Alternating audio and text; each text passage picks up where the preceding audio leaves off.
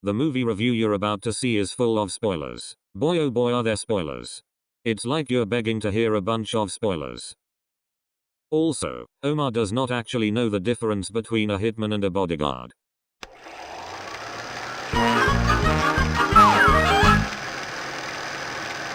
Hi, I'm Nicole, and this is Omar. He still has his wristband on because we just went to the movies, and we saw The Hitman's Bodyguard, starring Ryan Reynolds and Samuel L. Jackson and Elodie Young Young and Gary Oldman. and Gary Oldman. It was a blessing, which is why my hands are up. Oh, and also the, You gotta.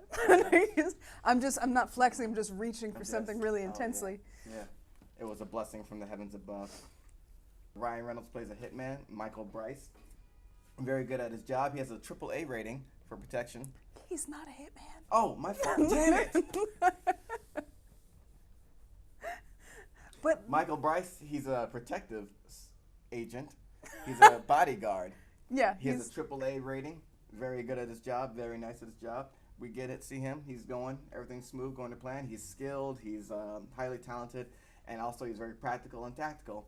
Everything's going according to plan until his dude is protecting. It's in his custody. Gets his brain splattered all up in an airplane as he's about to take off, and that just ruins Ryan Reynolds' character. It came out of nowhere, and we come to find out he was dating someone. Later on, we find this out, and he blames them for. There's an Interpol agent, and he blames them for because he told him that this was his client that he was protecting. He gave him the name, and he just blames her for probably leaking the information. can we? Okay, so Agent Electra. Yeah, Like, we're I trying to get around it. I'm trying to get around it. I mean, let's not Do pretend it. that that's who she is. She's Agent Electra. So Agent Electra and Deadpool had dated. It's Michael. Yeah, yeah, whatever. Yeah, yeah. They had dated previously, and then that bad thing happened where he's like protecting his client. Like, oh, whoops, you're not actually protecting your client because they're dead now. And then his life takes like this nosedive. He blames her, but a situation. Yeah, he was here. I'm here. He blames her, but then a situation arises where she needs his help because he's the only one that could possibly help her. So antics ensue because what she needs his help with is keeping the hitman, who is Samuel L. Jackson, alive. Darius Kincaid, best hitman ever, over 200 kills, easy.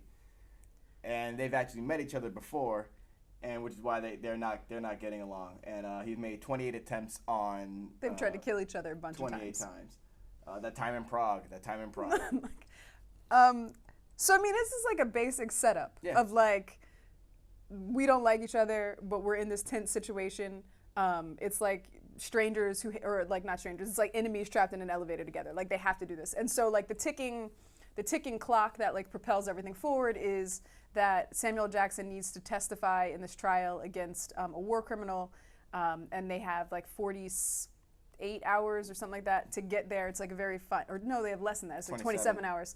They have a really, really finite amount of time to like travel across Europe to get him to where he needs to go. Mm-hmm. They hate each other. They have to keep each other alive.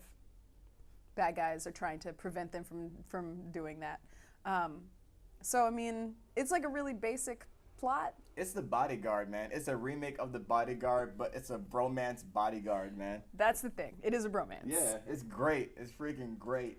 Like, so Ryan Reynolds is just a charming motherfucker. Like in everything he is, he's charming. That's why he's a good Deadpool. He's charming in this life. He's charming in Twitter, mostly. Samuel Jackson is Samuel Jackson. Yeah. Like, It's why didn't this movie happen sooner? like, I mean, that really needs no further asterisk. Like, he's Samuel L. Jackson. So you get these two charming motherfuckers together on screen, and like, it could have been overkill. Mm-hmm. But it wasn't. They were really funny together. Secretly, because as we're getting more into the plot and find out more about these characters, we see like flashbacks. We saw Selma Hayek in the movie as well. She played Kincaid's wife, and we find out that she's just as violent as he is. Like she can do an armbar, a cross armbar, clean as fuck. We see her break a dude's arm too, and that's in retelling how he met her and how he fell in love with her. And he's really open about his emotions too. He's not like such a rough and jagged dude. He's very like go with what happens. We also get another flashback and deeper into his character and how he first started becoming a hitman and how he started killing.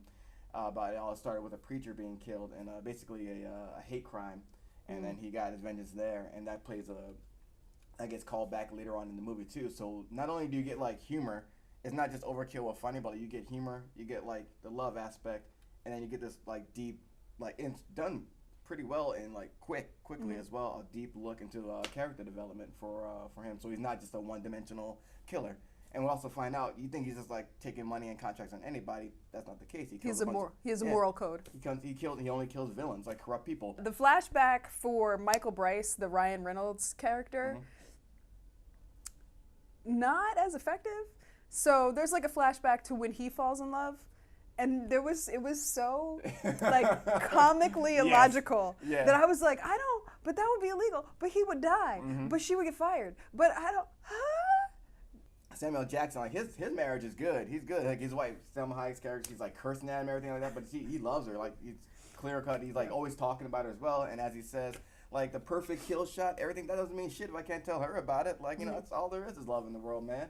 And it's just so weird to hear that coming from a contract killer, a hitman of all people. The bloodiest romantic comedy I've ever seen in my life. Incredible. And basically, he helps unpack Michael Bryce's shit as well. Like their improv and the energy and the way they fed off of each other is kind of what propelled the movie forward. There were just lines where just like the entire theater like laughed loud. There were also times it was just me and Omar laughing real loud. Highly. We weren't quiet. There was like that moment that Omar referenced, you referenced, about them having a conversation about which one of them is good and which one of them is evil, and like which one can sleep at night and which one can't. Like that seemed, I don't even know how to. It was really good, but it was like up here for the movie when most of the movie was down here. Like most of the movie was like, let's kill people and be in love, and then this one movie about, but what is the nature of evil? Exactly. It was like I don't. Like it came out of nowhere. It's like, whoa, I wasn't expecting this. It was like all giggles and blood, and then it was like super serious philosophical discussion, and then we went back to giggles and blood. This movie had a lot of chase scenes because it's really built on a chase. Like they're trying to get Bryce and Kincaid, Ryan Reynolds and Samuel Jackson are trying to get to this destination so that Kincaid can testify, and the bad guys are trying to prevent him. So it's a constant chase from like the first scene of the movie. However, the way that the scenes were cut made them kind of confusing. So there was a lot of times during the chase scenes that I didn't know who was literally where they were. Like, okay, I know you're on the street, but you keep turning, but it looks like you're on the same street, and I can't tell where you're going, or how you're getting there, or who is in what car, or who has died yet.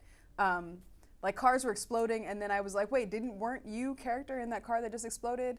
The fight choreography for me, because I don't want to see I don't need the Wonder Woman effect or the 300 effect where we slow it down to see everything happening.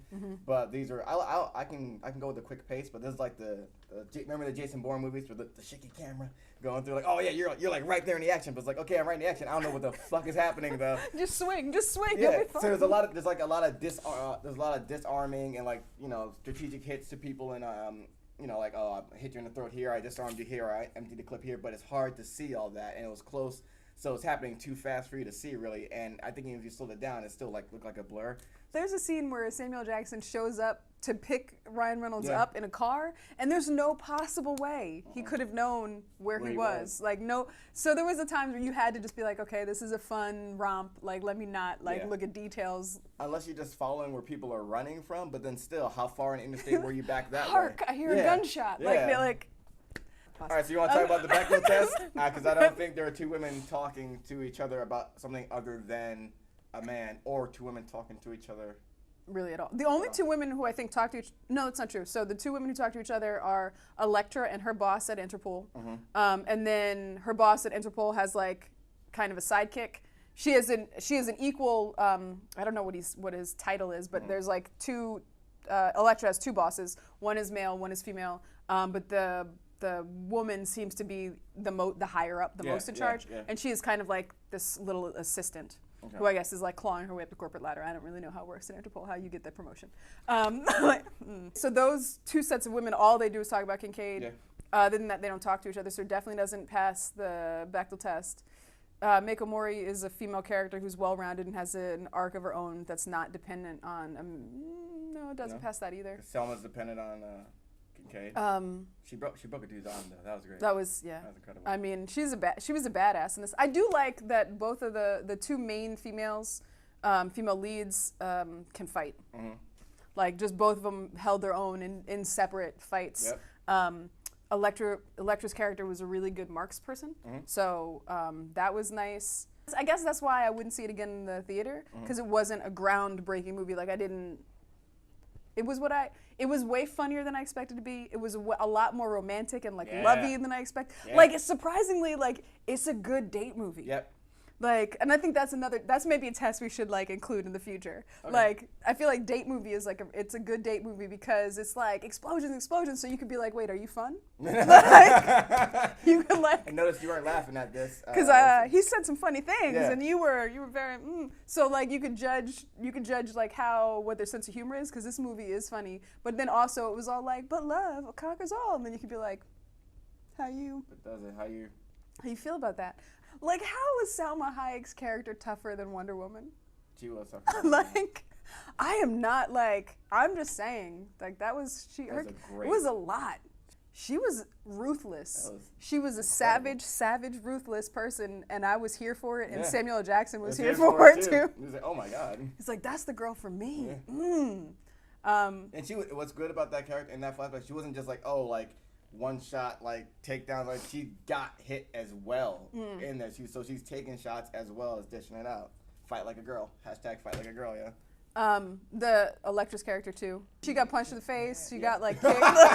She got the coquina clutch. She got put in that sleeper. She got put in that $1 million dream, yo. And I mean that's good, because it's not it should be realistic. It's a good realistic fights. Not for don't go around punching women in the face, but I appreciate that if you're gonna put a woman in a fight scene, make it a realistic fight scene. Yeah. People, it's not just one person beating the other person up. People take punches. Three. Why can't I strike you? I'm just, you can't. Your kid is not allowing me to strike. I can't. This is force field. I can't fight around. When you try to put magnets together, and then I can't do it. Now that I think about it, the fight scenes with the women were choreographed better, or were shot better than the fight scenes with the gentlemen. Yeah. Yeah. I think maybe because they weren't trying to be extra. Yeah, which worked. I'm going to give it 7.5. And I never do point, but I liked it a lot. 7.5 cockroaches. Oh, okay, nice. I see what you did there. I'm going to do 8.3 milkshakes that bring all the hitmen to the yard out of 10. I see you. Yeah.